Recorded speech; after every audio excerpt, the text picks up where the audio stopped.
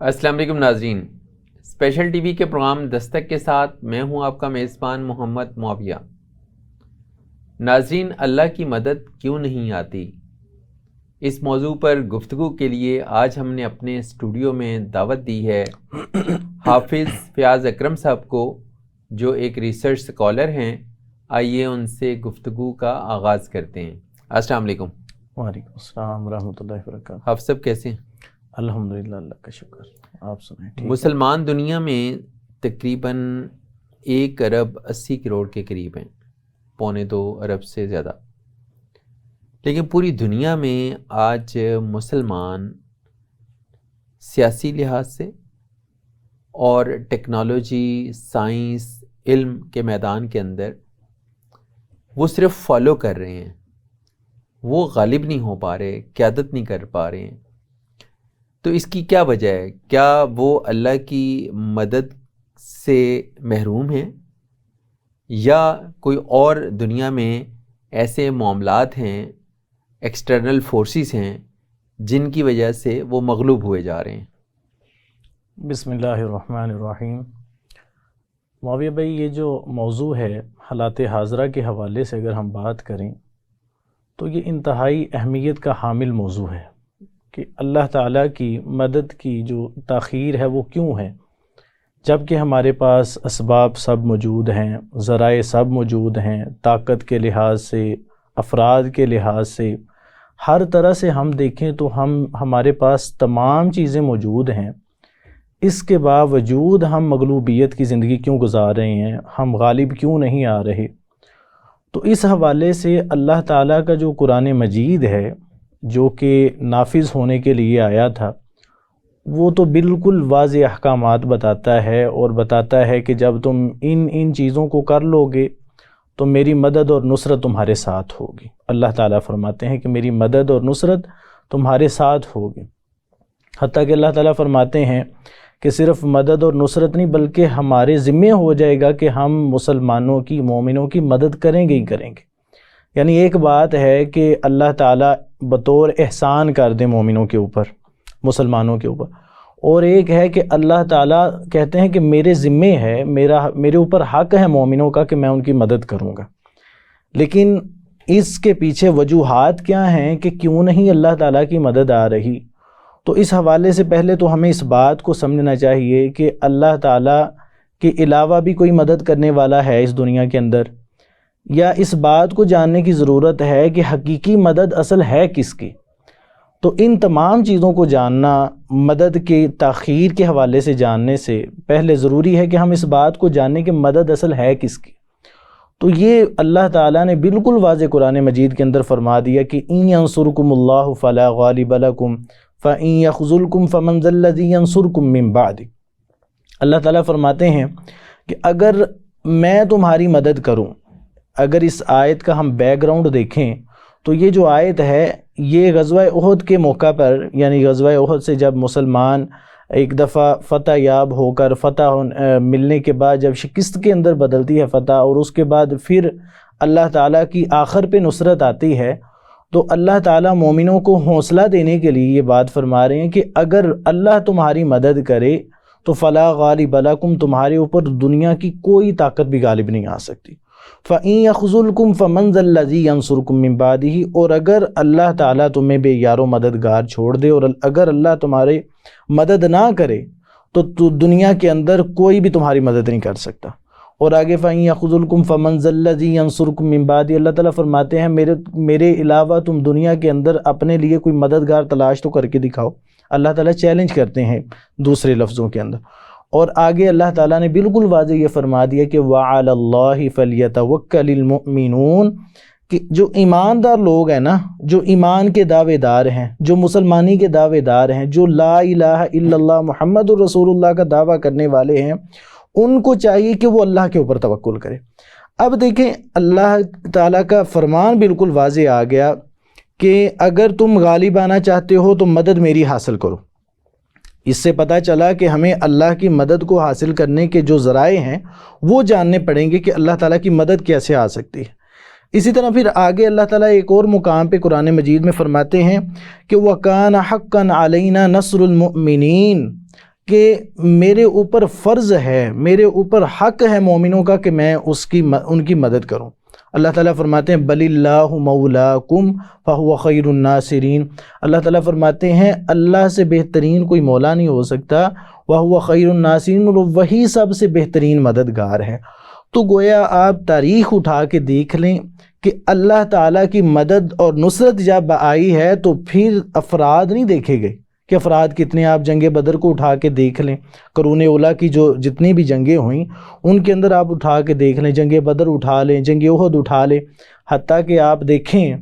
بڑا ہی کمال کا یہ بات ہے۔ پھر ہم انشاءاللہ آتے ہیں کہ تاخیر کے جو اسباب ہیں وہ کیا ہیں۔ اس سے پہلے یہ ذرا بات کو جاننا ضروری ہے کہ دیکھیں کہ اللہ تعالیٰ فرماتے ہیں لَقَدْ نَصَرَكُمُ اللَّهُ فِي مَوَاطِنَ كَثِيرَةٍ وَيَوْمَ حُنَيْنٍ اِذْ أَعْجَبَتْكُمْ كَثْرَتُكُمْ، اللہ تعالیٰ فرماتے ہیں کہ غزوہ حنین کا موقع تھا۔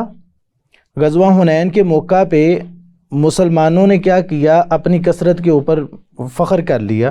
مسلمانوں نے کہا آج تو ہم کثرت کے اندر ہیں، ہماری اتنی تعداد ہے، کافروں کے مقابلے پہ کے اندر ہم اتنے زیادہ ہیں، جب کہ غزوہ بدر تھا تو اس کے اندر تو 313 تھے، تو لہٰذا آج ہمارا ایسا معاملہ ہوگا کہ آج تو ہم ہر صورت کے اندر غالب آ کر ہی رہیں گے۔ تو تاریخ شاہد ہے اس بات کی کہ مسلمان جا ہی رہے تھے اور یہ بات دل کے اندر تھی۔ تو آگے سے جو کفر کے قبائل تھے، یہودیوں کے جو قبائل تھے، ان کے جو تیر انداز تھے انہوں نے آگے سے تیر اندازی کرنا شروع کر دی، حتیٰ کہ ہوتا ایسے ہے کہ مسلمانوں کے جو پاؤں ہیں وہ لڑکھڑا جاتے ہیں اور بھاگنا شروع کر دیتے ہیں پیچھے کو، حتیٰ کہ نبی کریم صلی اللہ علیہ وسلم پکار رہے ہیں کہ میں تمہارا نبی ہوں، میں آج اس جگہ کے اوپر ڈٹا ہوا ہوں، تم کدھر بھاگ رہے ہو۔ تو اس طرح مسلمانوں کی، مومنوں کی جو تقویت ہے ایمانی وہ برقرار رہی۔ تو ہم دیکھتے ہیں کہ جب اللہ کی مدد اور نصرت آتی ہے تو پھر نہ تو افراد کے اندر زیادتی کو دیکھا جاتا ہے کہ افراد کے اندر زیادتی ہے، یہ کمی ہے تو پھر مسلمان یا پھر اللہ کو ماننے والے غالب آئیں گے۔ تو ہمیشہ یہی دیکھا گیا ہے تاریخ کے اندر کہ اللہ کی مدد اور نصرت آئی ہے، جب آئی ہے تو پھر افراد کی کمی تھی تو افراد غالب آ کر رہے، اور آج امت مسلمہ کے اندر افراد کے اندر زیادتی ہے، سب کچھ ہے، سارے اسباب موجود ہیں، اس کے باوجود جتنے بھی مسلم ممالک ہیں وہ سارے کے سارے مغلوب بیٹھے ہوئے ہیں، اور اس بات کے اندر ڈر کے بیٹھے ہوئے ہیں کہ اگر ہم جو ہے وہ اگر نعرہ تکبیر کہیں گے یا جہاد کی بات کریں گے یا اسی طرح اعلان عام کریں گے جہاد کے حوالے سے تو پتہ نہیں ہمارا ہوگا کیا۔ تو دیکھا جائے گا کہ مسلمان جو ہیں وہ اس وقت کس حالت کے اندر ہیں۔ اگر تو انہوں نے اعلان کر دیا اور جہاد کی طرف آئے تو پھر پتہ چلے گا کہ اللہ تعالیٰ کی مدد اور نصرت آتی ہے یا نہیں آتی۔ تو اس حوالے سے پہلے ہمیں یہ بات جان لی ہے کہ صرف اللہ ہی مددگار ہے، اللہ کے علاوہ کوئی مدد نہیں کر سکتا۔ قرآن مجید کی اس حوالے سے آیات بالکل واضح ہیں۔ اب ہم آتے ہیں کہ جو اس کے اسباب ہیں، یعنی تاخیر کے جو اسباب ہیں وہ کیا ہیں۔ تو آپ اندازہ کریں کہ قرآن مجید نے یہ جو ہم نے آیات پڑھی ہیں، اللہ تعالیٰ نے کہا وَعَلَى اللَّهِ فَلْيَتَوَكَّلِ الْمُؤْمِنُونَ حَقًّا عَلَيْنَا نَصْرُ الْمُؤْمِنِينَ، اللہ تعالیٰ نے تو جگہ جگہ پہ مومنوں کو مخاطب کیا، اور مومن کا مطلب ہوتا ہے کہ ایمان لانے والا، اور ایمان لانے کے بعد اطاعت کرنے والا۔ یعنی ہم جب ایمان کی بات کرتے ہیں تو ایمان تو اس بات کا نام ہی نہیں ہے کہ صرف زبان سے ہم نے کہہ دیا تو اتنا ہی کافی ہے۔ تو ایمان کی جب ہم بات کرتے ہیں تو ایمان کے اندر 3 چیزیں آتی ہیں، ایک تو زبان سے ہم نے اقرار کر دیا، دوسرا دل سے ہم نے مان لیا، اور اس کے بعد پھر کرنے کا پروسیس شروع ہو گیا کہ بھئی اب ہم نے کیا کیا کرنا ہے، جسے ہم عمل بولتے ہیں۔ تو جب عمل کی بات آئے گی تو عمل ایسے تو نہیں ہو سکتا کہ ہم اپنی مرضی سے ہی عمل کو تعین کر لیں۔ ایک مثال میں ایسے مثال اس کو دیتا ہوتا ہوں، یعنی ایمان اور عمل کو تھوڑا سا اگر واضح کریں تو اس طرح ہے کہ دیکھیں ہم کہیں کہ ہمیں والدین سے بڑی زیادہ محبت ہے، اور والدین سے محبت بہت زیادہ ہے، والدین کہیں کہ بیٹا مجھے پانی لا کے پلا دو تو ہم کہیں کہ بھئی یہ نہیں ہم سے ہوگا، محبت بہت زیادہ ہے آپ کے ساتھ، اس کو آپ بڑے سے بڑے لیول پہ لے جائیں، اور بڑے سے بڑے لیول پہ حتیٰ کہ اللہ کے لیول تک لے جائیں، رسول اللہ صلی اللہ علیہ وسلم کے لیول تک لے جائیں کہ ہم صرف دعوے کے اندر ہیں کہ اللہ تعالیٰ کے ساتھ اللہ کو بھی ہم مانتے ہیں، رسول اللہ صلی اللہ علیہ وسلم کو بھی مانتے ہیں، لیکن جب رسول اللہ صلی اللہ علیہ وسلم کے احکامات کی بات آئے، اللہ تعالیٰ کے فرامین کی بات آئے، تو پھر ہم پیچھے ہوتے ہیں۔ اچھا آپ سب اس میں ایک چیز ہے کہ جیسے ابھی ہم نے ڈسکس کیا کہ اللہ نے اپنے ذمہ لے لیا کہ وہ مومنوں کی ہر صورت مدد کرے گا، اور جب رب مدد کرے گا تو پھر دنیا میں کون ہے جو ان کو نقصان پہنچا سکے، اور اگر اسی نے چھوڑ دیا تو پھر کون ہے دنیا میں جو ان کے ساتھ کھڑا ہو سکے۔ بالکل ایسا۔ اچھا یہ بہت بڑا دعویٰ ہے نا، اور رب کا وعدہ ہے یہ، لیکن ہم یہ جاننا چاہیں گے کہ مسلمان کیا وہ ایمان کے اس درجے میں نہیں ہے کہ ان کی مدد کی جائے، یا ان کا رب پر توکل اعتماد نہیں ہے اور ان کو یقین نہیں ہے اور وہ اس سے اس انداز میں دعا نہیں مانگ رہے؟ سبحان اللہ، کیا فرق ہے؟ یہ دیکھیں اب نا اس حوالے سے نا بڑی ہی واضح بات ہے۔ دیکھیں بات ہوئی ہے ہماری کہ ہم نے ایمان کے بعد دوسرا جو ہے نا وہ عمل کی بات ہے، تو آپ نے بات کی کہ ایمان صرف مسلمان دعوے کے اندر ہیں، عمل کی طرف نہیں آ رہے، یہ وجہ ہے۔ تو آپ دیکھیں کہ عمل کی تو بات بعد میں ہے۔ دیکھیں ایک ہے کہ ہم نے کسی حکم کو مان لیا اور اس کے بعد اس کے اوپر چل پڑے، یہ تو بات ہی بڑی سمپل سی ہے۔ آپ دیکھیں کہ جب مسلمانوں کا نظام کچھ اس طرح کا ہو جائے کہ وہ اللہ اور اس کے رسول کے ساتھ جنگ والا حساب ہو جائے، کہ آپ دیکھیں کہ اللہ تعالیٰ نے قرآن مجید کے اندر ہی حکم دیا کہ بھئی تم سودی نظام سے باز آ جاؤ، اللہ تعالیٰ نے واضح حکم دیا، کوئی شک نہیں۔ اور قرآن مجید نے کہا کہ فَإِن لَمْ تَفْعَلُوا فَأْذَنُوا بِحَرْبٍ مِّنَ اللَّهِ وَرَسُولِهِ، کہ اگر تم اس سے باز نہ آئے تو پھر اللہ اور اس کے رسول سے جنگ کرنے کے لیے تیار ہو جاؤ۔ تو دنیا کا اصول ہے کہ اگر کسی سے کام لینا ہو، کسی سے ہم نے کوئی مدد لینی ہو، کسی سے کوئی ہم نے کام نکلوانا ہو، تو ہمارا ایک اصول ہے کہ ہم اس سے بنا کے رکھتے ہیں، بگاڑتے نہیں ہیں۔ تو دیکھیں کہ ہم نے نہ تو اللہ کے ساتھ بنائی، نہ تو ہم نے اس کے رسول کے ساتھ بنائی، ہم نے اللہ کے ساتھ بھی جنگ کی اور اس کے رسول کے ساتھ بھی جنگ کی۔ ہم نے ایسا نظام لا کے کھڑا کیا کہ جو اللہ اور اس کے رسول کی مخالفت کر رہا ہے، یعنی ریاست کا جو پورا نظام معیشت ہے، نظام معیشت، وہ سود پہ انحصار کر رہا ہے، وہ سود پہ انحصار کر رہا ہے۔ اور آپ دیکھیں کہ یہ جو نظام ہے، بڑی سمپل سی بات ہے کہ اگر تو اللہ اور اس کے رسول کے ساتھ بنانے والا نظام ہے کہ اللہ اور اس کے رسول کے ساتھ بنتی ہے ہماری، تو پھر تو ٹھیک ہے، ہم اللہ سے جو ہے وہ مطالبہ کریں کہ اللہ ہم نے جب سودی نظام کو چھوڑ دیا ہے تو پھر تیری مدد کیوں نہیں آ رہی۔ آپ سب یہ تو معاملہ دیکھیں نا، سودی نظام کا معیشت کا حصہ ہونا یا معیشت کا سود کے نظام پہ انحصار کرنا، یہ تو ریاستوں کے لیول کے فیصلے ہیں نا، اس میں عام مسلمانوں کا کیا قصور ہے؟ بالکل ہاں، عام مسلمان دیکھیں میری بات سنیں، جب ہم بات کرتے ہیں نا جہاد کے اوپر، جہاد فی نفس، جہاد بھی نفس، تو جہاد بھی نفس وہ چیز ہے کہ جو انفرادی سطح پہ شروع ہوتی ہے۔ جہاد بھی نفس انفرادی سطح پہ شروع ہوتی ہے اور پھر آتی ہے اجتماعی سطح کے اوپر۔ آج ہم تاخیر کے اسباب میں یہ بھی انشاءاللہ جانیں گے کہ اس وقت جو جہاد ہے وہ ہمارے معاشرے کے اندر کس لیول پر ہے، اور جب ہمارا لیول ہی کوئی نہیں ہے جہاد کے حوالے سے، تو پھر ہم کیوں اللہ سے شکوے کرتے ہیں کہ اللہ کی مدد و نصرت نہیں آتی۔ جہاد سے مراد آپ کی جو نفس کے ساتھ جہاد ہے، جس میں آپ نے اپنی خواہشات کو بھی ترک کرنا ہے، ہاں، اور آپ نے اعمال صالح بھی کرنے ہیں، اور آپ نے ان چیزوں کو جو مشکوک ہیں یا جو حرام ہیں جنہیں کہا جاتا ہے یا مشتبہات ہیں، ان کو چھوڑ دینا ہے، ان کو چھوڑ دینا ہے۔ اب دیکھیں یہ ہے انفرادی سطح پہ جہاد۔ جب ایک مومن انفرادی سطح پر جہاد شروع کرتا ہے تو اس کے بعد جب وہ انفرادی سطح پہ کامیاب ہو جاتا ہے جہاد کرتے ہوئے، تو پھر بات آتی ہے اجتماعی سطح پر جہاد کی۔ اب دیکھیں امت مسلمہ کی حالت کیا ہے کہ امت مسلمہ انفرادی سطح پر کس جگہ پہ ہے کہ آج جو ایمان اور عمل کی جو قرآن مجید نے اصطلاح استعمال کی ہے ایک مجاہد کے لیے، آج دیکھیں کہ آج ہم امت مسلمہ کا جو فرد ہے وہ اس وقت ایمان اور عمل کی ٹرم کے اندر کس جگہ پہ کھڑا ہوا ہے۔ تو آپ معاشرے کا ذرا اگر اس کو سوٹی کو اگر آپ لگا کر دیکھیں تو ہم کسی ایک لیول پر بھی نہیں آتی، کسی ایک درجے پر بھی نہیں آتے کہ جب ایمان کی بات ہوتی ہے، آپ نہ ذرا قرآن مجید کی سورۃ البقرہ کی آخری آیات کا اگر ہم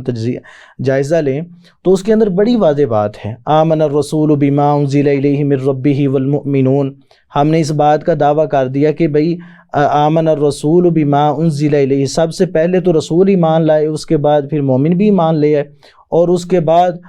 کس کس چیزوں کے اوپر ایمان لائے، یہ ساری بات ڈسکس کرنے کے بعد جو آگے بات آتی ہے وہ آتی ہے قالوا سمعنا واطعنا، آگے بات آتی ہے کہ ہم نے سن لیا، یعنی قرآن مجید نے جو بیان کیا ہم نے اپنے کانوں سے سنا،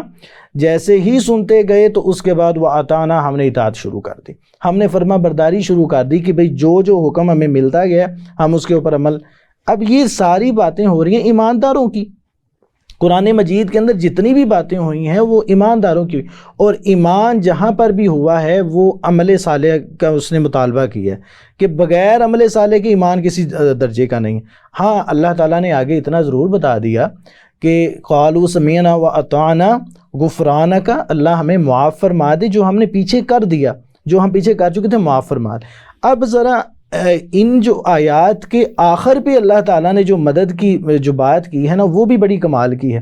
فرمایا لا یکلف اللہ نفسا الا وسعها، اللہ کسی جان کو اس کی وسعت سے زیادہ تکلیف نہیں دیتے۔ ایسے تو ہو نہیں سکتا ایک جان مکلف ہے، ایک جان جو ہے وہ اٹھا سکتی ہے بوجھ 50%، اس کے اوپر اللہ 60% بوجھ لاد دے، ایسے تو ہے نہیں، اللہ تعالیٰ کا یہ اصول ہی نہیں، شریعت کا یہ اصول ہی نہیں۔ اس حوالے سے بڑی لمبی باتیں ہیں لیکن ہم جو اپنی بات ہے اس کی طرف رہتے ہیں۔ آگے آتا ہے لہا ما کسبت وعلیہا ما اکتسبت، اللہ تعالیٰ نے تو بالکل واضح کہہ دیا کہ بھئی جس نے نیکی کی اس کو ہم نیکی کا اجر دیں گے۔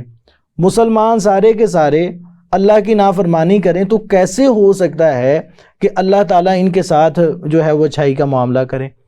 اللہ تعالیٰ فرماتے ہیں افنجعل المسلمین کالمجرمین، اللہ تعالیٰ فرماتے ہیں کہ ایسے ہمارا اصول ہی نہیں ہے کہ ہم مومنوں کے ساتھ بھی وہی سلوک کریں جو کافروں کے ساتھ سلوک کرتے ہیں، ایسے تو ہو ہی نہیں سکتا۔ تو اس طرح پھر آتا ہے کہ ایک انسان امت مسلم معاشرے کے اندر رہ رہا ہے، اور مسلم معاشرے کے اندر رہتے ہوئے وہ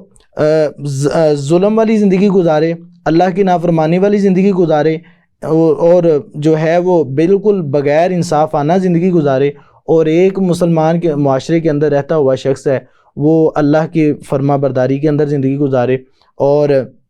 اسی طرح وہ انصاف کے ساتھ زندگی گزارے، عدل کے ساتھ زندگی گزارے، وہ کسی کو کوئی برا بھلا بھی نہ کہے، تو یہ دونوں برابر تو نہیں نہ ہو سکتے۔ قُلْ هَلْ يَسْتَوِي الَّذِينَ يَعْلَمُونَ وَالَّذِينَ لَا يَعْلَمُونَ هَلْ يَسْتَوِي الْأَعْمَى وَالْبَصِيرُ، اللہ قرآن مجید کے اندر بالکل واضح کہتے ہیں۔ تو آگے فرمایا لَهَا مَا كَسَبَتْ وَعَلَيْهَا مَا اكْتَسَبَتْ، جس نے نیکی کی ہم اس کو نیکی کا اجر دیں گے، جس نے برائی کی ہم اس کو برائی سے پکڑیں گے۔ اور آگے فرمایا ربنا لا تؤاخذنا ان نسینا او اخطأنا، اللہ جو ہم نے بھول جو کے اندر جو گناہ کیے ہیں نا اللہ اس سے ہماری پکڑ نہ کرنا۔ اللہ نے تو کہا ٹھیک ہے ہم بھول جو کے اندر، اب دیکھیں بھول کا مطلب کیا ہے کہ پتہ ہی نہیں تھا ایک کام کا ہو گیا، پتہ ہی نہیں تھا کہ سودی نظام صحیح ہے یا غلط ہے تو سودی نظام کا حصہ بنے رہے۔ اب جب پتہ چل گیا ہے کہ سودی نظام غلط ہے تو اب تو بچنا اس سے ضروری ہے نا۔ پتہ چل گیا کہ بھئی پہلے پتہ نہیں تھا کہ بھئی مخلوط تعلیمی نظام یہ غلط چیز ہے، یہ معاشرے کے فساد کا باعث ہے، معاشرے کی جو ہے وہ ختم کرنے کا باعث ہے، پتہ نہیں تھا۔ اب جب معاشرے کے اندر مخلوط تعلیمی نظام پتہ چل گیا کہ بھئی یہ غلط ہے، اور قرآن مجید نے واضح نصوص نازل فرمائی کہ لا تقربوا الزنا ان الذین یحبون ان تشیع الفاحشۃ، کہ بھئی مسلمان معاشرے کے اندر رہتے ہوئے جو ہے وہ واضح طور پہ فحاشی اور ریانی کی طرف نہ آؤ، اللہ تعالیٰ اس بات کو پسند نہیں کرتے، اور جو ایسا کرتے ہیں اللہ تعالیٰ ان کو قیامت والے دن ایسا عذاب دیں گے کہ تم سوچ بھی نہیں سکتے۔ قرآن مجید نے تو واضح بتا دیا۔ جب یہ سب کچھ بتا دیا تو اللہ تعالیٰ فرماتے ہیں کہ ٹھیک ہے تم نے جو ماضی کے اندر غلطیاں کی تھی اب تمہیں پتہ چل گیا کہ یہ غلطیاں ہیں تو اس سے بعد آ جاؤ۔ اب جب آ گئے تو فرمایا ربنا لا تؤاخذنا ان نسینا ربنا ولا تحمل علینا اصرا کما حملتہ علی الذین من قبلنا، اللہ جو تو نے پہلے لوگوں کا پر پہلی امتوں پر بوجھ ڈالا تھا نا ہمارے اوپر وہ بوجھ بھی نہ ڈالنا۔ اللہ تعالیٰ نے فرمایا چلیں ٹھیک ہے نہیں ڈالتے بوجھ، اور اللہ تعالیٰ نے واقعی نہیں ڈالا۔ پہلی امتوں کو ہم دیکھیں تو ان کے اوپر بڑے سخت احکام تھے اس امت محمدیہ کی نسبت، تو اللہ تعالیٰ نے نہیں ڈالا۔ آگے فرمایا ربنا ولا تحملنا ما لا طاقت لنا به، آگے اللہ تعالیٰ فرماتے ہیں کہ بھئی جو ہے نا وہ ایک جو ایمان کا دعوے دار ہے وہ کہتا ہے کہ اے ہمارے رب ہمارے اوپر ایسا بھی بوجھ نہ ڈالنا کہ جس کی ہم طاقت نہ رکھتے ہوں۔ دیکھیں آگے اللہ تعالیٰ فرماتے ہیں واعف عنا واغفر لنا وارحمنا، یہ ساری باتیں ہو گئی جو ہم نے ایک ایمان کا دعوے دار پیچھے کہتا ہے۔ آگے فرمایا تو ہمیں عافیت بھی عطا فرما، ہمارے اوپر رحم بھی فرما، اور اسی طرح فانصرنا علی القوم الکافرین، اور کافر قوم کے اوپر ہمیں مدد بھی نازل فرما ہمارے اوپر۔ تو یہ ایمان اور عمل کی جو اصطلاح ہے، اس کو کرنے کے بعد ہم نے کچھ ماضی کی باتوں سے توبہ کی، اور اس کے بعد ہم نے اللہ سے پھر عافیت مانگی اور بخشش مانگی، اور آگے پھر ہم نے کافروں کے اوپر مدد بھی مانگی اللہ تعالیٰ سے۔ تو ایمان اور عمل صالح کے بغیر اللہ تعالیٰ کی جو مدد اور نصرت ہے وہ ناممکن ہے۔ ایمان اور عمل صالح امت مسلمہ کے اندر صحیح معنوں میں آ جائے،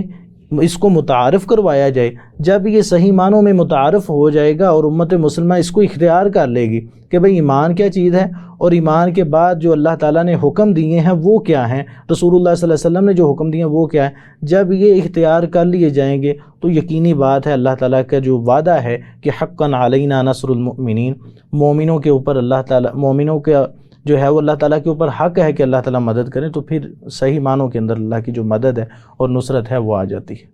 محترم حافظ صاحب، جیسے کہ بھی آپ نے کہا کہ معاشرے کے اندر جب فساد ہوگا، جب نافرمانیاں حد سے بڑھ جائیں گی،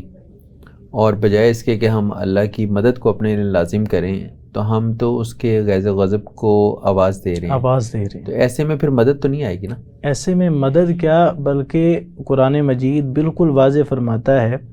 کہ دیکھیں یا بنی اسرائیل اذکروا نعمتی التی انعمت علیکم اوفوا بعہدی اوف بعہدکم۔ اللہ تعالیٰ رسول اللہ صلی اللہ علیہ وسلم کے دور کے جو یہودی ہیں نا، ان کو مخاطب کر کے کہتے ہیں کہ بھئی اس نعمت کو یاد کرو جو ہم نے تمہارے اوپر انعام کی، اور اس کے بعد فرمایا کہ اوفوا بعہدی اوف بعہدکم، ہم نے تو اپنے وعدے کو پورا کیا، اب تم بھی اپنے وعدے کو پورا کرو۔ ہر مسلمان، ہر انسان سے اللہ تعالیٰ نے ایک وعدہ لیا ہوا ہے، اور وہ عالم ارواح کا وعدہ ہے کہ اللہ تعالیٰ کو جو ہے وہ رب مانا، لست بربکم قالوا بلی۔ تو اللہ تعالیٰ نے فرمایا چھٹے سپارے کے اندر یا ایھا الذین آمنوا اوفوا بالعقود، کہ اے ایمان والو اپنے وعدوں کو پورا کرو، اپنے عہد کو پورا کرو جو تم نے پختہ عہد ہمارے ساتھ کیے ہوئے۔ قرآن مجید میں اللہ تعالیٰ فرماتے ہیں اوفوا بالعہد ان العہد کان مسئولا، تو یعنی عہد کو پورا کرو، عہد کے بارے میں تم سے سوال کیا جائے گا۔ تو عہد ہے کیا چیز؟ عہد اللہ تعالیٰ کی فرما برداری کے اندر زندگی گزارنا، یعنی عہد ایک یہ بھی ہے کہ الست بربکم الست بربکم قالوا بلی، قالوا بلی، یعنی اس عہد کو پھر پوری زندگی نبھانا، پوری زندگی نبھانا۔ یعنی جب ایک انسان کہتے تھے نا لا الہ الا اللہ محمد الرسول اللہ، ابھی ہم اسی طرف آتے ہیں۔ دیکھیں یہاں پہ ہمارا جو مسلم معاشرہ ہے اس کے اندر ایک بہت بڑا مسئلہ ہے، وہ یہ ہے کہ ہم نے خیر اور شر، نیکی اور برائی کو ہم نے اپنے اپنے لیول کے مطابق لیا ہوا ہے، اپنے اپنے مزاج کے مطابق لیا ہوا ہے۔ آپ دیکھیں کہ ایک انسان کہتا ہے کہ بھئی نیکی یہ ہے کہ میں اپنے گھر والوں کو سدھار لوں، ایک انسان کہتا ہے کہ بھئی نیکی یہ ہے کہ میں اپنی اصلاح کر لوں، گھر والوں کو بعد۔ ایک انسان کہتا ہے کہ بھئی میں معاشرے کو پہلے سدھار لوں، میری خیر ہے، میں جو بھی کر رہا ہوں مجھے اس بات کی پرواہ نہیں ہے، میرا عمل کیا ہے اس کو نہ دیکھو، بلکہ جو میں بات کر رہا ہوں صرف اس کو دیکھو۔ تو ہمارے معاشرے کے اندر خیر اور شر کا جو تصور ہے اس کو ہم نے اپنے اپنے مطابق لے لیا۔ اب دیکھیں حالات حاضرہ کے اوپر اگر بات کریں، اس وقت مسلمانوں کا ایک گروہ حالت جنگ کے اندر ہے، تو اب اس حالت جنگ کے اندر بجائے اس کے کہ ہم ان کی مدد کے لیے نکلیں، بجائے اس کے کہ ہم ان کی مدد اور نصرت کے لیے اسباب تلاش کریں کہ ہم ان تک کیسے پہنچ سکتے ہیں مدد اور نصرت کے، ہم یہ کہیں کہ بھئی ہمارے ذمے جو ہے وہ ہے نمازوں کو پڑھنا، ہمارے ذمے جو ہے وہ ہے کہ ہم لوگوں کو نیکی کا حکم دیں، ہمارے ذمے جو ہے وہ ہے برائی سے لوگوں کو روکیں، تو قرآن مجید نے تو اصل تو خیر وہی ہے، اصل تو نیکی وہ جو قرآن مجید نے نیکی بتائی ہے۔ قرآن مجید نے نیکی کیا بتائی ہے؟ قرآن مجید نے بتایا ہے کہ وَقَاتِلُوا فِي سَبِيلِ اللَّهِ الَّذِينَ يُقَاتِلُونَكُمْ فَلَا تَعْتَدُوا۔ قرآن مجید نے نیکی یہ بتائی کہ بھئی جب تمہارے ساتھ کوئی لڑے نا تو پھر اس کے ساتھ لڑو۔ یہ جہاد کی ایک شک ہے جس کو جہاد فی القتال کہا جاتا ہے کہ بھئی جب کوئی لڑتا ہے تمہارے ساتھ تو پھر لڑو۔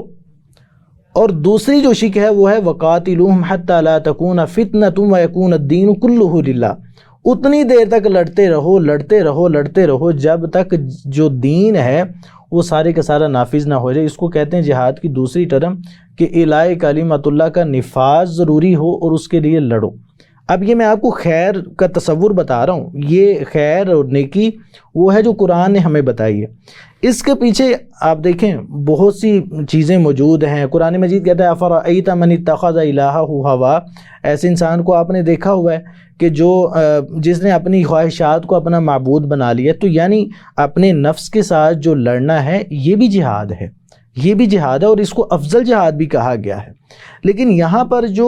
وہ بھی ٹھیک ہے، وہ اپنی جگہ پہ اس کو جو اپلائی کیا جائے یہ انفرادی سطح پہ آتا ہے، لیکن یہاں پہ بات ہو رہی ہے اس وقت خیر اور شر کے تصور کی جو اجتماعی سطح ہے وہ کیا ہے؟ وہ ہے دیکھیں قرآن مجید کا 5واں سپارہ ہے وَمَا لَكُمْ لَا تُقَاتِلُونَ فِي سَبِيلِ اللَّهِ وَالْمُسْتَضْعَفِينَ، جو کہ اس وقت حالات بنے ہوئے ہیں۔ اللہ تعالیٰ فرماتے ہیں کہ ابھی تمہیں کیا مسئلہ بن گیا ہے، تم کیوں نہیں لڑ رہے اللہ کے راستے میں، کہ جب تمہیں پتہ ہے کہ ایک بستی ایسی ہے کہ جس کے اندر بچے بھی بلخلا رہے ہیں، اور جو بوڑھے ہیں وہ بھی آہو پکار کر رہے ہیں، خواتین بھی آہو پکار کر رہی ہیں کہ ربنا اخرجنا من هذه القرية الظالم اهلها، کہ اللہ ہمیں اس بستی سے نکال دے کیونکہ اس کے جو رہنے والے ہیں وہ بڑے ظالم ہو گئے ہیں۔ لیکن اب سب اس میں جو اصل معاملہ ہے وہ یہ ہے کہ یہ جو فرض ہے وہ تو مسلمان حکمرانوں کا اور مسلم ریاستوں کا ہے۔ جب حکمران موجود ہیں، ریاستیں موجود ہیں، مسلمان ملکوں کی فوجیں موجود ہیں، تو پھر ایک عام آدمی کیسے مکلف ہو سکتا ہے کہ وہ اٹھ کے تو جہاد شروع کر دے؟ دیکھیں عام آدمی، اب نا یہ بات پھر لمبی ہو جائے گی چونکہ ہمارا جو موضوع ہے وہ عام آدمی۔ دیکھیں عام آدمی اپنی جگہ پہ اختیار تو رکھتا ہے نا کہ وہ اپنی زبان سے کچھ نہ کچھ کرے۔ اب دیکھیں مثلا آگے سے یہ ابھی الیکشن ہونے ہیں، تو الیکشنز کے اندر ایک بہت بڑا ایک ذریعہ ہے ایک انسان کے جہاد کا، وہ ہے کہ ایسے حکمران کو آگے لایا جائے، ایسے حکمران کو آگے لانے کے لیے احتجاج کیا جائے کہ جو حکمران ایسی جو ہے وہ ہمارے لیے ایسے قوانین مقرر کرے کہ ہم جب بھی کوئی بستی جو ہے وہ ظلم کے اندر ہو تو ہم اس کی مدد کریں، ایسے حکمران کو لائے، یہ ایک کوشش ہے۔ اچھا دیکھیں جب ہم یہ بات کرتے ہیں نا الیکشنز کے حوالے سے تو اس کے اندر پھر بڑے مسائل آ جاتے ہیں۔ اس کے اندر مسئلہ یہ بھی آ جاتا ہے کہ عوام کے اندر شعور ہی نہیں ہے، عوام کے اندر یہ شعور ہی نہیں ہے کہ اس وقت ہم نے کس کو چننا ہے، کس کو ہم نے سپورٹ کرنا ہے، کس کو نہیں کرنا۔ اچھا اس حوالے سے اگر لوگ اپنے انفرادی اعمال کو درست نہیں کریں گے تو ظاہر ہے کہ انہیں اگر برائی سے محبت ہے اور نیکی کی ترغیب نہیں ہے یا اس سے رغبت نہیں ہے یا اس کے وہ قریب نہیں جاتے تو وہ کیسے اپنے لیے اچھے حکمران چنیں گے؟ ہاں یہ بڑی اچھی بات ہے۔ آپ دیکھیں کہ جب لوگ یہ چاہیں گے نا کہ بھئی یہ جو جہان ہے نا اس کو اچھی طرح انجوائے کرو، اس کے اندر جو ہے اس کو اچھی طرح استعمال کرو، اگلے جہان جو ہوگا اس کو دیکھا جائے گا۔ عام طور پہ ہماری معاشرے اب اگر ایسا حکمران آئے کہ جو ان کو نمازوں کا حکم دے، نمازوں کے لیے حکم جاری کرے، جو یہ جاری کرے کہ جتنے بھی اس وقت پاکستان کے اندر، اس وقت مسلم ملک کے اندر جتنے بھی جو ہے وہ زنا کاری کے اڈے ہیں، جتنے بھی فحاشی اور یعنی کے اڈے ہیں ان کو بند کرے، تو انجوائمنٹ ایک مذہبی طبقے کی تو نہیں ختم ہوگی، وہ تو عیاش طبقے کی انجوائمنٹ ختم ہوگی نا، عام ایک جو عوام ہے اس کی ختم ہوگی۔ تو اس لیے جو ایک ان کی جو عملی کمی ہے کہ یہ نہ نماز کی طرف آتے ہیں اور نہ ہی کوئی اور جو نیکی کا حکم ہے جو کہ قرآن مجید نے جس کو نیکی قرار دیا ہے نہ اس کی طرف آتے ہیں، تو اس کے نہ آنے کی وجہ سے یہ ایک ایسا حکمران جو کہ صحیح معنوں میں مسلمان حکمران ہے، ایسا حکمران کی جو جہاد فی سبیل اللہ کو پروموٹ کرتا ہے، ایسے حکمران کو یہ کبھی بھی سپورٹ نہیں کریں گے۔ کیونکہ انہوں نے کہنا ہے کہ بھئی اس کا تو مقصد ہی ایک ہے، یا مرو یا مار دو۔ اگر ہم یعنی کسی مذہبی حکمران کی طرف جائیں ایسا کہ جو حدود اللہ کو نافذ کرے اس معاشرے کے اندر، تو ایک جو سیکولر طبقہ ہے اس وقت، جو کمیونسٹ طبقہ ہے مسلم معاشرے کے اندر، وہ تو کہے گا کہ بھئی اس کی تو بات یہ ہے کہ یہ مرو یا مار دو، جس طرح کہ عام طور پہ مسلمانوں کو دہشت گرد قرار دیا جاتا ہے اور اس طرح کی چیزیں۔ آپ دیکھیں کہ قرآن مجید نے بڑا ہی واضح کہا کہ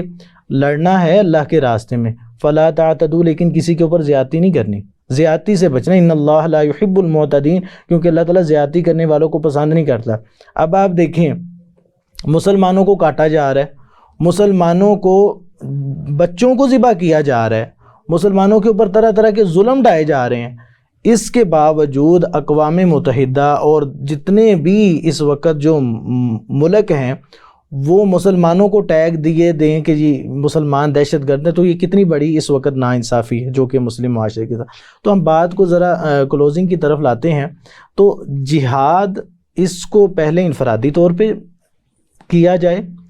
جسے جہاد بھی نفس کہا جاتا ہے، کہ انسان اپنے نفس کے ساتھ جہاد کرے، معاشرے کے ساتھ، معاشرے کے اندر اللہ کے دین کو نافذ کرنے برائی کو چھوڑے، برائی کو چھوڑے اور اعمال صالح کی طرف آئے، اعمال صالح کی طرف آئے، تو یہ جہاد بھی نفس ہے۔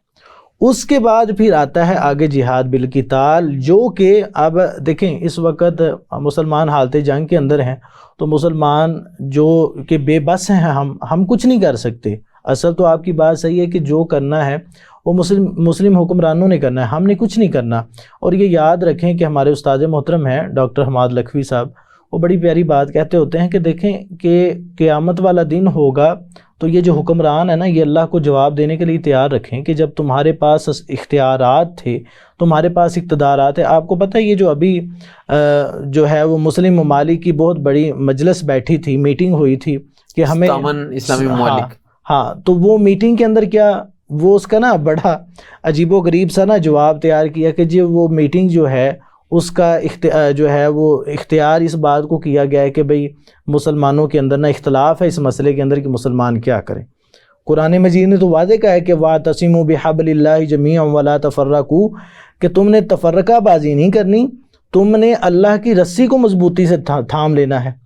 تو یعنی پہلے تو یہ ہے کہ اللہ کی رسی کو مضبوطی سے تھاما جائے، اور جو جہاد ہے اس کو، وہ جہاد جو ہے وہ کیا جائے جو کہ اللہ تعالیٰ نے قرآن مجید کے اندر جس کے بارے میں خوشخبریاں دی ہیں اور جس کو ترک کرنے پر وعیدات اللہ تعالیٰ نے دی ہیں۔ اچھا، اب بات آ جاتی ہے کہ یہ جو اس وقت مسلمانوں کے اندر یہ ایک بڑی جو ہے وہ بات کی جاتی ہے کہ بھئی قنوت نازلہ کروائی جائے، دعائیں کروائی جائیں، اور جو ہے وہ کہا جاتا ہے کہ اللہم اہلک امریکہ والبرطانیہ، پتہ نہیں اس طرح کی کتنی دعائیں ہیں۔ ٹھیک ہے، کریں، لیکن آپ دیکھیں کہ کیا اس وقت یا تاریخ کو آپ اٹھا کے دیکھیں کہ صرف دعاؤں کے اوپر اللہ تعالیٰ کی مدد آئی ہے؟ کیا دعاؤں کے اوپر اللہ تعالیٰ نے اکتفا کرتے ہوئے مسلمانوں کی مدد کی ہے؟ ذرا تاریخ کو تو اٹھائیں۔ اللہ نے جو مومن بننے کا ایک میرٹ مقرر کیا ہے، اگر آپ اس سٹینڈرڈ پہ نہیں آتے تو پھر آپ رب کی مدد کی بھی توقع نہ کریں۔ اور جہاد کے بغیر کوئی بندہ کہتا ہے کہ میں مومن ہوں، تو قرآن مجید نے بالکل واضح کہا ہے کہ بھئی وہ مومن نہیں بلکہ منافقت کی زندگی گزار ہے، منافقت کی۔ اور اس اعتبار سے اگر دیکھا جائے تو اللہ تعالیٰ ہم سب کو ہماری خطاؤں کو معاف فرمائے کہ ان المنافقین فی الدرک الاسفل من النار، کہ منافقوں کو اللہ تعالیٰ سب سے نچلے جہنم کے گڑھے کے اندر پھینکیں گے۔ بات میں یہ کر رہا تھا کہ دیکھیں جہاد تلوار بن کے، اب جو جہاد تلوار بن کے جو کافر کے اوپر اللہ تعالیٰ کے عذاب کی شکل کے اندر کب ٹوٹا ہے، تو ہم تاریخ کا اگر جائزہ لیں تو موسیٰ علیہ السلام نے جب اپنی قوم کو یعنی بنی اسرائیل کو جب یہ حکم دیا کہ تم، چھٹے سپارے کے اندر اس کا ذکر آتا ہے کہ تم اس بستی کے اندر داخل ہو جاؤ، اگرچہ سامنے کی جو قوم ہے وہ بڑی طاقتور ہے، بڑی، وہ تم سے بہت زیادہ طاقت کے اندر بھی ہے، جسامت کے اندر بھی، ہر اعتبار سے، لیکن تم بستی کے اندر داخل ہوگے، لڑو گے، تمہارے لیے اللہ تعالیٰ نے فتح لکھ دی ہوئی۔ لیکن ہوا یہ کہ بنی اسرائیل نہیں لڑے، قوم عمالقہ، اس کو قرآن مجید کے اندر مفسرین نے جو ہے وہ اس کو ڈیفائن کیا کہ وہ قوم عمالقہ تھی جو کہ فلسطین کے اندر آباد تھی۔ تو قرآن مجید نے کہا کہ بھائی تم اس کے اندر داخل ہو جاؤ، تمہارے لیے فتح پکی ہے، لیکن نہیں داخل ہوئے۔ 40 سال کے لیے جو وہاں کی جو سکونت ہے اس کو مسخر کر دیا گیا، اور بنی اسرائیل جو ہے وہ وہاں پر ہی فلسطین کے جو آس پاس کے جو علاقے ہیں اس کے اندر بھٹکتے رہے، نہیں رہا۔ یوشع بن نون علیہ السلام یہ موسیٰ علیہ السلام کے خادم تھے۔ وہ جب آئے انہوں نے آ کے بنی اسرائیل کو جہاد کے اوپر آمادہ کیا، اور پھر اس یوشع بن نون علیہ السلام کے ہاتھوں یہ ہوا کہ اللہ تعالیٰ کا جو عذاب ہے وہ کافروں کے اوپر مسلمانوں کی تلوار بن کے ٹوٹا۔ ایسے نہیں ہوا کہ یوشع بن نون نے دعائیں کیں کہ یا اللہ یہ جو اس وقت ان کے پاس اتنی طاقتیں ہیں، ان کو کیڑے چل جائیں اور ان کی جو جتنی بھی طاقتیں ہیں ان کو تباہ و برباد فرمائے، دعائیں نہیں کیں، بلکہ ان کے خلاف جہاد کیا اللہ تعالیٰ نے، جو یوشع بن نون کے ہاتھوں فلسطین کو فتح کروایا۔ اس کے بعد پھر آپ دیکھیں کہ پورا ایک تاریخ کا نقشہ چینج ہو جاتا ہے، جبکہ آپ دیکھتے ہیں اس سے پہلے جتنی بھی قومیں تھیں ان کے اوپر اللہ تعالیٰ کا عذاب آیا اور وہ تباہ و برباد ہوگی، اہل ایمان کو نجات مل گئی، اہل ایمان کو اللہ تعالیٰ نے زمین کے اوپر خلیفہ بنا دیا، حکومت عطا کر دی۔ آپ ہود یعنی نوح علیہ السلام کی قوم کو دیکھ لیں، اسی طرح قوم ہود کو دیکھ لیں، قوم صالح کو دیکھ لیں، یہ جتنی بھی قومیں اللہ کے عذاب آتے تھے اور وہ قومیں صفحہ ہستی سے مٹ جاتی میں اور اہل ایمان بچ جاتے تھے۔ لیکن یوشع بن نون علیہ السلام جب آئے تو ایک تاریخ کا پایا پلٹ جاتا ہے، ختم ہو جاتی ہے یہ بات۔ اللہ تعالیٰ نے فرمایا کہ اب مسلمان لڑیں گے اور مسلمانوں کی جو تلوار ہے یہ کافروں کے اوپر اللہ کے عذاب بن کے ٹوٹے گی، اور ظلم کے نظام کا خاتمہ ہوگا، اللہ کا حکم جو ہے وہ اللہ کا جو حکم ہے وہ نافذ ہوگا۔ تو آپ دیکھیں تاریخ اٹھا کے، جنگ بدر تھی 313 تھے، تو قرآن مجید کہتا ہے کہ اگرچہ تم نہیں دیکھ رہے تھے لیکن ہم دیکھ رہے تھے کہ اگرچہ تم چلاتے تھے تلوار اور آگے سے فرشتے جو ہے وہ کافروں کے اوپر جو ہے وہ ٹوٹتے تھے۔ تو یعنی اللہ تعالیٰ کی جو مدد ہے وہ اب مسلمانوں کی تلوار کے چلنے کے اوپر ہے، اور وہ کب ہے؟ جب جہاد ہوگا۔ اور جہاد کیا ہے؟ جہاد قتال کی صورت کے اندر ہے کہ اب اس وقت امت مسلمہ جہاد کی حالت کے اندر ہے، اور جہاد کی حالت کے اندر ہوتے ہوئے اس وقت چاہیے کہ امت یعنی مسلم ممالک جتنے بھی ہیں وہ یکجا ہو جائیں، اور یکجا ہوتے ہوئے اس کے ساتھ لڑیں۔ جب لڑیں گے تو لڑنے کی صورت کے اندر اگر فرض کر لیں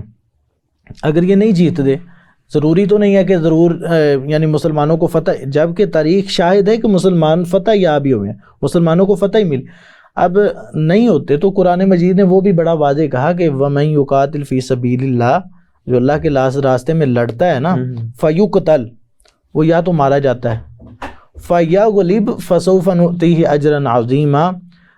یا مارا جاتا ہے یا اسی طرح غالب آ جاتا ہے، اس کو اللہ تعالیٰ حکومت عطا کر دیتے ہیں۔ فَسَوْفَ نُؤْتِيهِ أَجْرًا عَظِيمًا، اللہ تعالیٰ اس کو بہت بڑا اجر بھی عطا کر دیں۔ تو قرآن مجید نے تو بالکل واضح کہا۔ اب اصل مسئلہ یہ ہے کہ یہ ذرا اکٹھے تو ہوں، اس بات کے اوپر یکجا تو ہوں کہ بھئی جو کچھ بھی ہے ہم نے جہاں پہ چیزوں کا بائی کاٹ کرنا ہے بائی کاٹ کریں، جہاں پہ کاروباری لین دین ختم کرنے ہیں وہاں پہ وہ لین دین ختم کریں، کسی نہ کسی جگہ پہ اپنے آپ کو آمادہ تو کریں۔ جب یہ سب کچھ کر لیں گے اور پھر اللہ سے مطالبہ کریں گے کہ یا اللہ اب ہم نے تو اپنی حد تک بڑی کوشش کر لی ہے، ہم نے تو اپنی حد تک بہت کچھ کر لیا ہے، لیکن اب تو ہی جو ہے وہ اپنی رحمت اور مدد کے ساتھ جو ہے وہ ہمارے اوپر مدد کو نازل فرما، تو یقینی بات ہے مدد آ جائے گی۔ یعنی سب سے پہلے جو اتمام حجت ہے وہ مسلمانوں کی طرف سے ہونا لازم ہے کہ وہ اپنے اعمال کو اس انداز میں سدھاریں کہ ان کا رب ان سے راضی ہو جائے، اور جب رب راضی ہو جائے گا تو پھر اس کی مدد کا جو اس نے ذمہ لیا ہے کہ میرے ذمہ ہے کہ میں مومنوں کو غالب کر دوں، تو وہ پھر اس کی مدد اسی حالت میں آ جائے گی۔ دیکھیں سورۃ الحج کے اندر اللہ تعالیٰ بڑا واضح کہتے ہیں وَلَا يَنْصُرَنَّ اللَّهُ مَن يَنْصُرُهُ، اللہ تعالیٰ فرماتے ہیں کہ میں ہی تمہاری بہترین مدد کر سکتا ہوں، میرے علاوہ کون تمہاری مدد کرے گا۔ ان اللہ لقوی عزیز، اللہ تعالیٰ بڑی ہی طاقت والا ہے اور بڑے ہی غلبے والا ہے، اللہ سے بڑھ کے کون طاقت والا ہو سکتا ہے۔ آگے فرمایا الذین ان مکناہم فی الارض، اگر اللہ تعالیٰ تمہیں زمین کے اوپر اقتدار دے دے نا، حکومت دے دے، تمہیں اللہ تعالیٰ جو ہے وہ ذمہ داری عطا کاری دے، تو پھر تم نے کرنا کیا ہے؟ اقاموا الصلاۃ و آتوا الزکاۃ، کیا کرنا ہے کہ تم نے نماز کو قائم کرنا ہے، زکوٰۃ کو ادا کرنا ہے، امروا بالمعروف، نیکی کا لوگوں کو حکم دینا ہے، ونہوا عن المنکر، اور برائی سے لوگوں کو روکنا ہے۔ قرآن مجید کا تو واضح حکم ہے۔ آپ دیکھیں کہ اس وقت امت مسلمہ انفرادی سطح پہ آپ دیکھیں نماز کو کتنی قائم کیے ہوئے، زکوٰۃ کتنے لوگ ادا کرتے ہیں۔ اس وقت لوگ جو ہے بھوک کی وجہ سے مرتے ہیں، اور اسی طرح جو ہے وہ اپنے اپنے مختلف افلاس کی وجہ سے مرتے ہیں، ٹھیک۔ اور ایک طرف آپ دیکھیں کہ مسلمانوں کے کتے بھی جو ہے وہ ان کی بھی اتنی خدمات ہوتی ہیں، ان کے لیے خادم بھی رکھے جاتے ہیں، اور پتہ نہیں کیا کہ کچھ ہوتا ہے۔ تو زکوٰۃ کا کوئی نظام نہیں، امر بالمعروف و نہی عن المنکر، نہ تو نیکی کے حکم دینے کا کوئی نظام ہے اور نہ ہی برائی سے روکنے کا کوئی نظام۔ لوگ کہتے ہیں، جس طرح مغرب کے اندر ایسے ہوا کہ لوگوں نے کہا کہ بھئی ہم نے جو خیر ہے وہ اپنے مزاج کے مطابق لینا ہے، کہ جو ہمیں چیز اچھی لگے، جس سے ہمیں لذت ملے گی، ہم نے وہ ہمارے لیے اچھی چیز، اور جو چیز ہمیں تکلیف دے گی وہ بری چیز۔ تو لوگوں نے نیکی کا معیار بھی اپنی مرضی سے بنا لیا اور برائی کا معیار بھی اپنی مرضی سے بنا لیا۔ قرآن مجید کہتا ہے وعد اللہ الذین آمنوا وعملوا الصالحات لیستخلفنہم فی الارض کما استخلف الذین من قبلہم۔ اس کے آگے آتا ہے یعبدوننی لا یشرکون بی شیئا۔ اللہ تعالیٰ کا وعدہ ہے کہ وعدہ کیا ہے کہ تم ایمان لاؤ، ایمان کے بعد عمل صالح نیک عمل کرو، اللہ تعالیٰ تمہیں زمین کے اوپر حکومت عطا کر دیں گے۔ اور اس کے بعد آگے فرمایا کہ یعبدوننی، میری عبادت کرنی ہے، میری عبادت کرنی ہے، میری عبادت کے اندر تم نے زندگی گزارنی ہے۔ اگر میں تمہیں حکومت دوں، خلافت دوں، جو کچھ بھی دوں، اقتدار دے دوں، جو کچھ بھی کرنا، تو یاشی نہیں کرنی، ایسے نہیں کرنا کہ انا ربکم الاعلی، جس طرح کہ آج کل کے اقتداری لوگوں کے اوپر مقتدر لوگ وہ جو ہے وہ اپنے آپ کو ربکم الاعلی کہتے ہیں کہ ہم ہی ہیں تمہارے سب کچھ۔ تو اللہ تعالیٰ فرماتے ہیں ایسے نہیں، یعبدوننی، میری عبادت کرنی ہے، ولا یشرکون بی شیئا، میرے ساتھ کسی کو شریک نہیں ٹھہرانا۔ تو بات اللہ تعالیٰ نے بالکل اچھا، اب یہ ساری باتیں ہیں قرآن مجید کی ایسی کہ جو احکام کے اوپر مبنی باتیں ہیں۔ ابھی اس کے اندر جو ہمارے معاملات کے اندر بگاڑ پیدا ہوا ہے، یعنی ہماری مسلم معاشرت کے اندر جو معاملات کے اندر بگاڑ پیدا، یہ بھی ایک لمبی فہرست ہے کہ لا یسخر قوم من قوم عسى ان یکونوا خیرا، کہ کسی قوم کا مذاق نہیں اڑانا۔ اس وقت جو یہ الیکشن کے حالات کے اندر جو ہم نے جو ہے وہ مسلمانوں کے اخلاق کی جو تباہی دیکھی ہے، وہ اس سے پہلے کبھی نہیں دیکھی۔ قرآن مجید نے کہا آمنوا اجتنبوا کثیرا من الظن، ہم اس سے بھی نہیں بچے، بہت زیادہ گمان کیا، کیونکہ ان بعض الظن اسم، کیونکہ بڑے ایسے گمان ہیں جو تمہیں گناہ کے دانے پر لے جاتے ہیں۔ یعنی معاملات کے اندر جو بگاڑ پیدا ہوا، اخلاقیات بنیادی طور پہ جو ہیں، ہم اخلاقی طور پہ بھی زوال پذیر ہو گئے، معاملات ہم چھوڑ بیٹھے، اچھا عبادات ہم کر نہیں رہے ہیں، اور ہم اس کے باوجود متوقع ہیں کہ اللہ ہمیں دنیا میں غالب کر دے۔ وہ نا ایک بڑا، رات کو ہمارا ایک وہاں پہ پروگرام ہوا، تو انہوں نے نا بڑی کمال کی بات کہی کہ ہم کہتے تو ہیں کہ اللہم انصر المسلمین فی کل مکان، کہ اللہ مسلمان جہاں کہیں بھی ہیں ہر جگہ پہ مسلمانوں کی مدد فرما۔ تو فرشتے اوپر سے دیکھ رہے ہوتے ہیں کہ بھی مسلمان ہیں کہاں پہ جن کی مدد کی جائے۔ مسلمان تو اس وقت حالت یہ ہے، آپ مساجد کا ذرا وزٹ کر کے دیکھ لیں کہ مسلمان کتنے، ٹھیک ہے۔ اسی طرح پھر آپ بازاروں کا بھی وزٹ کر لیں کہ رات کو کتنی دیر تک بازار کھلے رہتے ہیں، یہ کھان شامیں کھلے رہتے ہیں، سب کچھ۔ اور یہاں پہ آپ دیکھیں کہ رسول اللہ صلی اللہ علیہ وسلم نے جو فرمایا کہ یعنی عشاء کے بعد آپ علیہ الصلوۃ سونے کو پسند کرتے تھے، گفتگو کو ناپسند کیا کرتے تھے۔ آج کل آپ دیکھیں ذرا مسلم معاشرے کے اندر ٹوٹلی جو ہمارا نظام ہے وہ قرآن و حدیث کے خلاف ہے۔ تو جب یہ ساری چیزیں ہم نے قرآن مجید کی بھی مخالفت ٹھانی ہوئی ہے اور رسول اللہ صلی اللہ علیہ وسلم کے فرامین کی بھی مخالفت ٹھانی ہوئی ہے، تو پھر ہمیں شرمندہ ہونا چاہیے اللہ کے سامنے کہ یا اللہ ہم ہر اعتبار سے کمزور ہیں، عمل کے اعتبار سے بھی کمزور ہیں، دعوے کے اعتبار سے بھی کمزور ہیں، ہم لڑنے کے اعتبار سے بھی کمزور ہیں، ہم ہر اعتبار سے کمزور ہیں، ہم وعدہ کرتے ہیں اس کو پورا نہیں کر پاتے، ہم ہر اعتبار سے کمزور ہیں۔ تو اللہ تو ہی ہے کہ جو ہمارے حال پر رحم فرما دے۔ تو اللہ تعالیٰ کا جو رحمت ہے، اللہ تعالیٰ کی جو فضل ہے، وہ بھی انسان کی کوشش کے ساتھ مشروط ہے. انسان کوشش کرے گا تو اللہ تعالیٰ کا فضل بھی ہوگا, اللہ کی رحمت بھی ہوگی. ایسے تو نہیں نہ ہو سکتا کہ ہم گھر کے اندر بیٹھے رہیں, فیاض گھر کے اندر بیٹھا رہے اور اللہ تعالیٰ ایسے کریں کہ بالکل پکی پکائی جو روٹی ہے اور سالن ہے وہ فیاض کے سامنے لے آئے اور کسی قسم کا جو ہے وہ فیاض کو کچھ کرنا بھی نہ پڑے. ایسے تو اسباب جو ہیں اسباب اختیار کرنے پڑیں گے, اسباب اختیار کرنے پڑیں, رب کو راضی کرنا پڑے گا اور اس کے بعد پھر ہم اس کی مدد کی توقع رکھ سکتے ہیں. ان تنصروا اللہ ینصرکم, تم اللہ کی مدد کرو اللہ تمہاری مدد کرے گا. تو وہ اصول کہاں پہ جانا ہے؟ اچھا اس میں بتائیے کہ اللہ کی مدد کیا ہے, یعنی اللہ تو مدد کرے گا, ہاں مسلمان اللہ کی یا مومن اللہ کی مدد کیسے کرے؟ یہ دیکھیں, اب دیکھیں ایک حدیث ہے اس سے بالکل واضح ہو جاتی ہے چیز کہ قیامت والا دن ہوگا تو اللہ تعالیٰ پوچھیں گے کہ میں بیمار تھا تم نے میری تیمارداری کیوں نہیں کی. اب انسان حیران ہوگا, یا اللہ آپ کیسے بیمار ہو سکتے ہیں؟ اللہ تعالیٰ فرمائے کہ میں بھوکا تھا تو نے مجھے کھانا کیوں نہیں کھلایا. تو آگے سے انسان پھر حیران ہوگا کہ یا اللہ یہ کیسے ممکن ہے کہ آپ بھوکے ہیں اور میں آپ کو کھانا کھلاؤں. تو اللہ تعالیٰ فرمائیں گے کہ تیرا پڑوسی جو تھا وہ بیمار تھا, تیرے پڑوس کے اندر تیرا ہمسایہ جو تھا وہ بھوکا تھا, تم نے اس کو کھانا نہیں کھلایا, اس کی تیمارداری نہیں کی. تو یعنی اللہ کی جو مدد ہے وہ ایسے ہے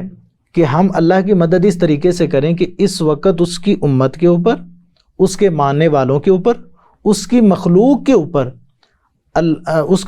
اوپر ظلم ہو رہا ہے, اور ہمیں چاہیے کہ ہم اختیار رکھتے ہیں, ہمارے پاس اسباب موجود ہیں, تو ہم اپنے اسباب کو اختیار کرتے ہوئے جو اللہ نے ہمیں دیے ہیں ان اسباب کو اختیار کرتے ہوئے ہم اس کی مخلوق کو ظلم سے بچائیں, اس کی مخلوق کے اوپر جو ظلم ہو رہا ہے اس کو ختم کریں. جب ہم یہ ختم کریں گے تو یہ اللہ کی مدد ہے جو کہ ہم نے کرنی ہے اللہ کی. تو ینصرکم, اللہ تعالیٰ پھر ہم تمہاری مدد کرے گا, اللہ پھر ہماری مدد کرے گا. تو مسئلہ یہ ہے کہ یہاں پہ ہم نے ٹوٹلی ہر اعتبار سے دیکھیں تو قرآن مجید کے ایک ایک حکم کی ہم نے جو ہے وہ نافرمانی کی ہے, ایک ایک حکم کو ہم نے چھوڑا ہوا ہے. اور پھر ہمارے مطالبے یہ ہیں کہ پریکٹیکلی ہم ہر جو حکم ہے, حکم ربی ہے, ہم اس کا انکار کیے ہوئے ہیں, ہر حکم ربی کا انکار کیے ہوئے ہیں. اور پھر ہمارا شکوہ ہے کہ ہماری دعائیں پتہ نہیں قبول کیوں نہیں ہو رہی, ہمارے جو ہے وہ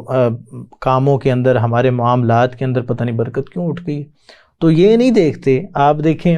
کہ رسول اللہ صلی اللہ علیہ وسلم نے فرمایا کہ جو فجر کی نماز پڑھتا ہے وہ اللہ کے ذمے ہو جاتا ہے, جو فجر کی نماز پڑھتا ہے وہ اللہ کے ذمے ہو جاتا ہے, یعنی اس کے جتنے بھی معاملات ہیں وہ اللہ کے ذمے ہیں, وہ ساری برکت ہی برکت والے ہوں گے. تو ہماری تو یہاں پہ معاملات ہیں ہی بڑے الٹ کے. ہمارے جو مسلم معاشرہ ہے اس کی صبح ہی کوئی 9-10 بجے ہوتی ہے, تو اس نے کیا فجر کی نماز پڑھنی ہے اور کیا فجر کی نماز پڑھ کے اپنے آپ کو اللہ کے ذمے کرنا ہے. آپ علیہ الصلوۃ والسلام نے فرمایا کہ جو فجر کی 2 سنتیں پڑھ لیتا ہے وہ دنیا و ما فیہا سے بہتر ہو جائے. تو یہ ہماری ترجیحات ہے نا کہ ہم نے اس کو سمجھا ہی نہیں ہے. تو جب ہم نے اس ساری چیزوں کو نہیں سمجھا تو یہی نتیجہ ہے کہ آج امت مسلمہ پریشان بھی ہے, مظلوم بھی ہے, اس کے اوپر سارے لوگ ظلم بھی کر رہے ہیں, اور اللہ تعالیٰ کا قرآن بالکل واضح کہہ رہا ہے سب کچھ. اس کے باوجود ہم جو ہے وہ مغلوب ہیں, جبکہ قرآن مجید کہتا ہے کہ هو الذی ارسل رسولہ بالہدی ودین الحق لیظہرہ علی الدین کلہ. یہ دین تو غالب ہونے کے لیے آیا تھا نا. تبارک الذی نزل الفرقان, قرآن مجید کہتا ہے کہ ہم نے اس کو حق اور باطل کے درمیان فرق کر دینے والی کتاب بنا کر بھیجا. تو یعنی ہر ایک حکم قرآن مجید کا واضح ہے, اس کے باوجود ہم اس کو سمجھنے کی طرف نہ آئیں, اس کو عملی طور پر اختیار کرنے کی طرف نہ آئیں, بلکہ اس کو اٹھائیں اور اٹھا کر پہلے اس کو بوسہ دیں, اور بوسہ دینے کے بعد اس کو آنکھوں کے اوپر لگائیں, اور آنکھوں کے اوپر لگانے کے بعد غلاف کے اندر بند کر کے اس کو اونچی الماری کے اوپر رکھ دیں. تو پھر اللہ تعالیٰ کی مدد اور نصرت نہیں آئے گی, بلکہ اللہ تعالیٰ کا جو ہے عذاب, جو کہ رسول اللہ صلی اللہ علیہ وسلم کی حدیث سے واضح ہوتا ہے کہ جب تم ان تمام چیزوں کو چھوڑ دے گے اور جہاد کو چھوڑ دو گے تو اللہ تعالیٰ تمہارے اوپر ذلت اور رسوائی مسلط فرما دے گا. یہ سنن نبی داؤد کی روایت ہے جس کے اندر فرمایا کہ جب تم جہاد کو چھوڑ دو گے اپنے مال و متاع کو پسند کرو گے، کھیتی باڑی کو پسند کرو گے، کام کاج کو اپنے لیے جب تم محبوب کر لو گے تو اللہ تعالیٰ پھر تمہارے اوپر ذلت اور رسوائی مسلط فرما دے گا۔ جہاں پر تم غلبے والی زندگی گزارو گے وہاں پر اللہ تعالیٰ تمہیں مغلوبیت والی زندگی عطا کر دے گا کہ جاؤ تم ذلت اور رسوائی کے ساتھ زندگی گزارو۔ جہاں پہ تم ہاتھ اوپر کرنے والے زندگی گزار رہے تھے وہاں پہ تم ہاتھ پھیلانے والے زندگی گزارو گے۔ تو اللہ تعالیٰ کے احکام بالکل واضح ہیں، بس یہی ہے کہ مدد اور نصرت کے اندر تاخیر اسی وجہ سے ہی ہے کہ ہمارے عمل کے اندر کمی ہے۔ ہم دعوے کر رہے ہیں لیکن دعووں کو صرف دعووں کی حد تک رکھا ہوا ہے، عملی طور پر اس کو اختیار نہیں کرتے۔ آپ کے وقت کا بہت شکریہ، جزاکم اللہ خیر۔ ناظرین، ہمارے آج کے پروگرام کا وقت ختم ہوا۔ مجھے امید ہے کہ آپ کو ہمارا پروگرام پسند آیا ہوگا۔ اپنے فیڈ بیک سے ضرور آگاہ کیجیے گا۔ اپنے میزبان محمد معاویہ کو اجازت دیجیے۔ اللہ حافظ۔